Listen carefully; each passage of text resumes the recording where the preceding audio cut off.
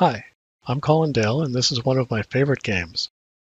Bobby Fischer was unquestionably one of the most famous and most controversial chess players of all time. Many of his opinions and his actions away from the board attracted criticism, which was often justified. However, on the board, no one could argue with the beauty of his play and the greatness of his results. This game is one of his most beautiful achievements, taken from one of his greatest tournament victories.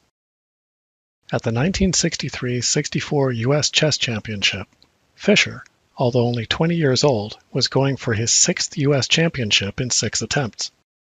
After winning his first 2 games, he faced off against Grandmaster Robert Byrne, himself one of America's leading players. Fischer scored an amazing win against Byrne and never looked back, winning his last 8 games to post the only perfect score in the history of a major national chess championship. The historic game began quietly. Byrne opened with the queen's pawn, and Fischer replied with his usual knight to f6. After a few more moves, the players entered a version of the Grunfeld defense, characterized by Black's move d5.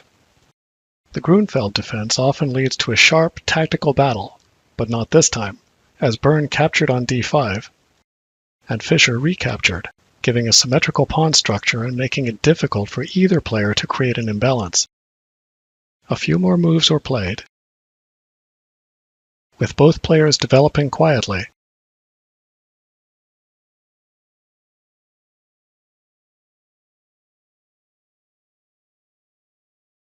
And no real action as of yet.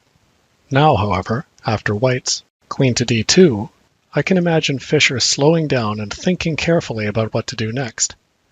The obvious move is rook to c8, completing his development and removing his rook from the view of White's bishop. There's certainly nothing wrong with that, but White would undoubtedly reply by bringing his own rook to the c-file, probably leading to the exchange of all the rooks and an eventual draw. Fischer isn't satisfied with that.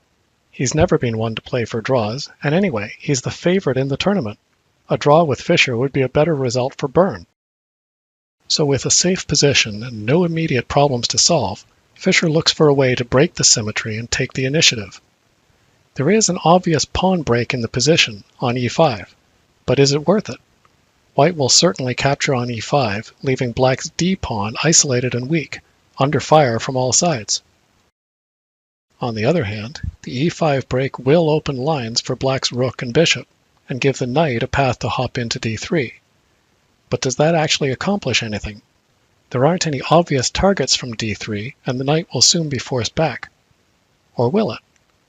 I imagine Fischer taking a long time to work out the possibilities, and then cracking an ever so slight smile as he realizes that yes, the knight jump to d3 does accomplish something.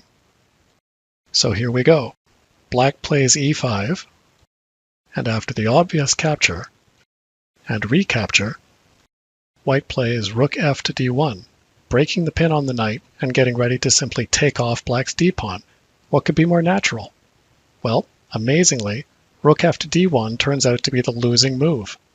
Byrne should have played rook a to d1, after which the game would have continued differently, although Fischer claims he would still have had the advantage. However, let's be glad that Byrne did play rook f to d1, because it lets Fischer create a beautiful finish. Black, of course, plays knight to d3, but after queen to c2, White is threatening to win 2 pieces for a rook by capturing on d3. If the knight retreats, White will just take the pawn on d5, but of course Fischer didn't come this far just to retreat. Knight takes f2 shows why rook f to d1 was a mistake. It removed the rook's protection of the f-pawn, forcing the king to capture instead. Now, after knight to g4 check, king to g1, and knight takes e3, the knight is forking the queen and rook. White has to move his queen, and now Black can win the exchange by capturing on d1. But surprisingly, Fischer doesn't do that. Why not? Well, let's see what would have happened if he had taken the exchange. Black wins a rook for a knight, but remember that Black had already sacrificed a piece. So after rook takes d1, it's not exactly clear what he's achieved. He has a rook and 2 pawns for 2 knights, but his d-pawn is about to drop off. The game would continue and Fischer might still have won in the end, but I certainly wouldn't be making a video about it. Because instead of grabbing the exchange, Fischer played knight takes g2, which at first doesn't seem to make sense because it just leaves black down a piece. Byrne certainly didn't understand what Fischer was up to as he played king takes g2, and was now no doubt looking forward to simply annexing black's weak d-pawn, leaving him with a strategically won game. But, as any great player knows, tactics trump strategy. The point of exchanging white's light square bishop was to leave black's light square bishop unopposed. And where would the bishop be most effective? Obviously here, on the long diagonal leading to white's king. With a hint like that, you shouldn't have any trouble finding Fischer's next move, d4, sacrificing a doomed pawn to transform black's light square bishop from a spectator to a game winner. After knight takes d4 and bishop to b7 check, white needs to find a place for his king. The most natural move is king to g1, but with an exposed king to attack and open lines to get there, the tactics suddenly start working in black's favor. He plays bishop takes d4 check, and after queen takes d4, he follows up with rook to e1 check. If white takes the rook, he leaves his queen hanging, so he has to play king to f2, but then queen takes queen, rook takes queen, and rook takes rook leaves black the exchange and a pawn ahead with an easy win. So from this position, white has to play king to f1. Black replies queen to d7, and now it's white's move. Imagine for a second that you are Grandmaster Robert Byrne. You're a piece ahead of Bobby Fischer in the US Championship, only 21 moves have been made, and none of Fischer's pieces is beyond the second rank. You're probably feeling pretty good about yourself. All you have to do is make your next move. Well, let's see if you can find one. Fischer's plan is obviously a queen check on h3. Is that a serious threat? Well, let's see. If we make a random move like rook a to b1, then after queen to h3 check, we can't interpose on g2 because of the bishop, so we have to move the king. King to f2 allows instant checkmate with queen to g2, so we have to play king to g1. But now the queen is overloaded, having to defend both the mate on g2 and the knight on d4, which means that bishop takes d4 check, deflects the queen, and leads to mate. So back to the drawing board. Your clock is ticking and you need to defend against the mate threat. How about this? If you move the knight on d4, the bishop can't take it with check and overload the queen. So let's try knight d to b5. Now, after queen h3 check and king g1, the bishop can't check on d4 and white is safe, right? Wrong, because the bishop can gain a tempo with bishop to h6, and after white moves his queen, the bishop can check on a different diagonal, leading to the same result, checkmate. So let's try again. It's still your move and you still have to stop the mate threat. How about this? If you move the queen, the rook can defend the knight. To keep the knight defended, let's try queen to f2.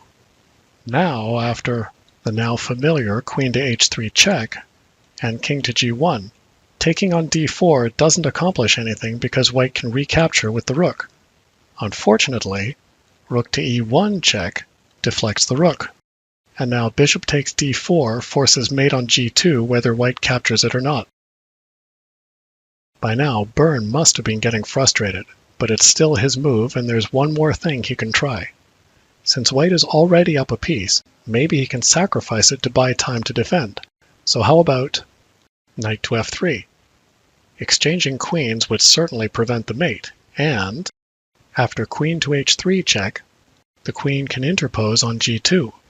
Then, if black exchanges queens, he can capture the knight on c3, but white can play rook a to c1 and rook to e1, and although his position isn't pretty, he's only down one pawn and can try to defend.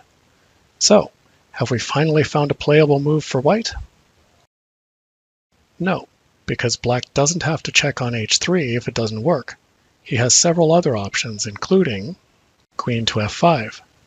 White can try queen to f2, but black just takes both knights. And a final tactical point leaves black a piece and a pawn up with an easy win. And so, after trying with increasing desperation to find a move in this position that didn't lead to immediate loss, Grandmaster Robert Byrne made the only move he could. He resigned. Fischer said he was disappointed that one of his winning variations wasn't played out over the board, but I have to disagree. After all, how often can you make someone resign when you're a piece down and the pieces you do have are nowhere near your opponent's king? The sudden, unique finish to this game is the reason it's remembered as one of Bobby Fischer's greatest pieces of chess art, and makes it one of my favorite games.